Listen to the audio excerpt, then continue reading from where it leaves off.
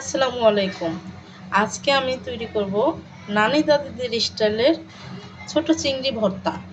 এখানে আমি চিংড়ি মাছ ধুয়ে নিয়েছি আর নিয়ে নিয়েছি কাঁচামরিচ ও রসুন।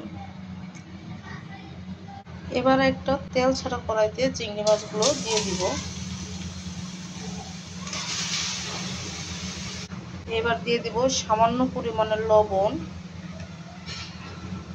আর কালারের জন্য দিয়ে দিব হলুদ গুঁড়া।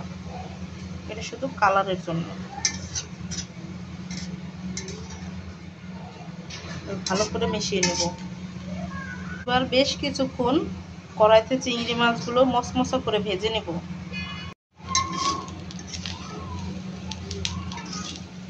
দেখুন চিংড়ি মাছের কালারগুলো পরিবর্তন হয়ে গেছে। বেশ কিছুক্ষণ নাড়াচাড়া করার পর ধৈর্য সহকারে চিংড়ি মাছটাকে ভাজতে হবে উল্টে পাল্টে, কারণ এখানে তেল ছাড়া চিংড়ি মাছ ভাজছি।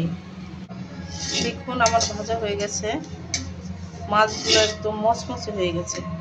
এইবার এটাকে নামিয়ে একটি কড়াইতে সামান্য পরিমাণে তেল দিয়ে দিলাম রসুন ও মরিচ, লবণ। এবার নাড়াচাড়া করে এগুলোকে ভেজে নেব।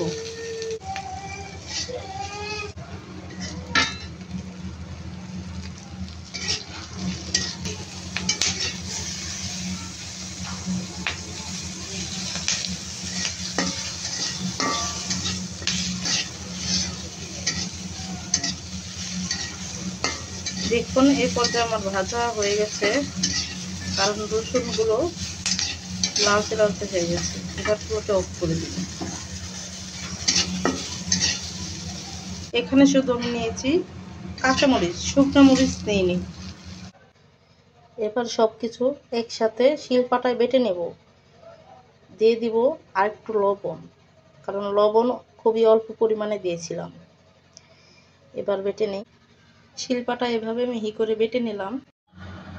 রেডি চিংড়ি মাছের ভর্তা। এই ভর্তাটি গরম ভাত দিয়ে খেলে দারুণ হবে।